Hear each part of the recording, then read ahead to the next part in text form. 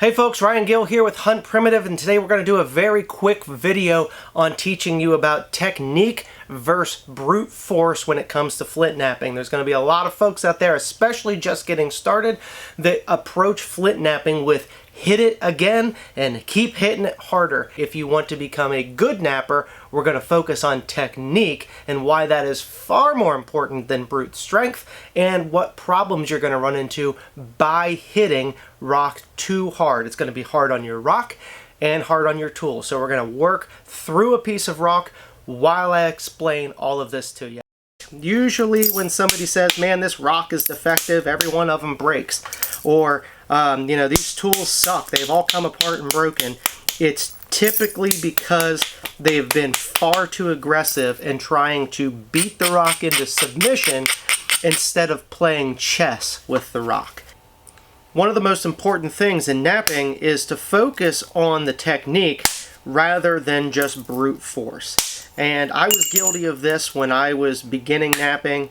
I see that other people, especially just starting out, when they're not getting the flake removal that they want, they just keep hitting harder and harder and harder. I talk about that in a lot of videos where I'm like, if you hit something and it doesn't drive that flake, I might hit it a little bit harder and a little bit harder, but that's about it. I'll work up to it if I'm worried about it. But for the most part, I say if you have to sit here and bash this thing, then your platform is not set up. You've not released enough release flakes to be able to drive down a ridge similar to this one. And notice I didn't pick it up and swing.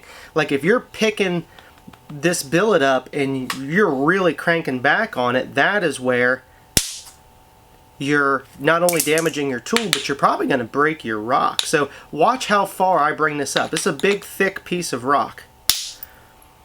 That's all the harder that you should have to hit it. Really no harder than that. It's once in a while I might load up on something and say, okay, I really need to drive this flake, but I'm going to make sure that I've really got my platform isolated as we describe in the Flint Knapping for Beginners video. So this way, whenever I'm set up and I need to take that big hit, I can take one big hit and still drive a nice flake. It's when you're just bashing and bashing and bashing. And so when you first start off with your boppers, they're going to be a little bit more square edged like this. Okay, so they're filled with lead, and they also have the strongest industrial epoxy we can possibly get. We rough all the edges, glue it together.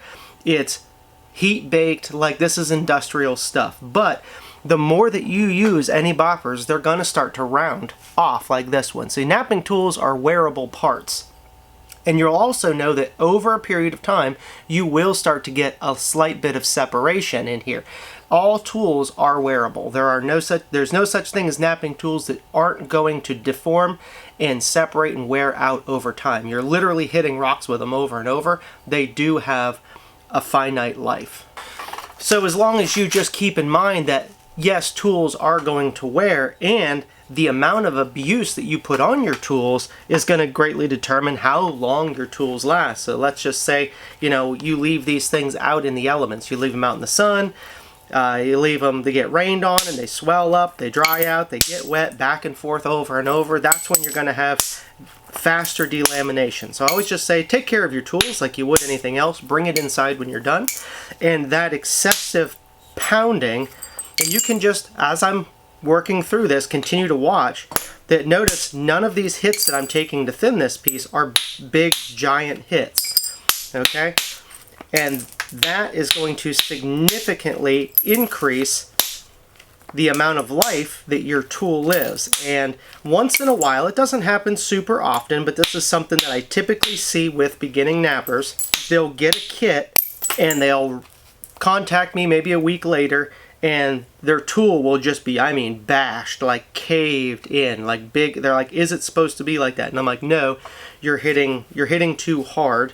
Or they send back and they're like, all the heads of my boppers came off. I broke one, so then I picked the next one up and I broke it, and then I picked the next one up and I broke it, and it's like you kind of got to learn from that lesson. You're hitting too hard. Now, I'm not saying that a defect can't happen, and typically if somebody says, well, you know, here's this bopper and the head came off, I've only had it a week, you know, I oftentimes say, send me a picture, you know, just to, let's see what we're working with. And I usually say, hey, I have no idea if you're hitting too hard, but that's a very real possibility. Say, lighten up on your hits, focus on your technique, and your tool probably lasts a lot longer, but we're going to just send you a replacement anyway, because things happen. You know, there could be a defect in a tool, and we like to stand by people. Now, when you come back, you know, weeks or months later, and you've gotten a lot of wear on your tools, if you nap every single day and you're hitting really hard, you're going to wear through those tools faster, and that's why they're a wearable tool. Nobody really expects that their napping tools are going to last forever. All right, so another big indicator to hitting way too hard is if you're constantly breaking a lot of your pieces. And again, this comes from people that are just starting out and they're not getting the flake removal that they're looking for, so they just continue to hit harder. And you have to look at almost any sort of profession and say, where does brute force beat technique? And it's pretty much nowhere. Think about it like this. UFC fighter, let's say you get a novice fighter that comes out and he's going to fight somebody that's got really good training and technique. But this novice fighter, he comes out and he's just throwing haymakers every time. Throwing haymakers, right? He's going to lose that fight to the guy that uses the technique and sets up his shots. So if you are breaking a lot of your rock, and if you're breaking tools, it's probably a sign that you're hitting too hard. And honestly, I don't know any professional nappers that beat their rock into submission. Almost every successful napper will tell you it has less to do with hitting it super hard and has way more to do with setting up platforms and driving really nice flakes with just a firm tap.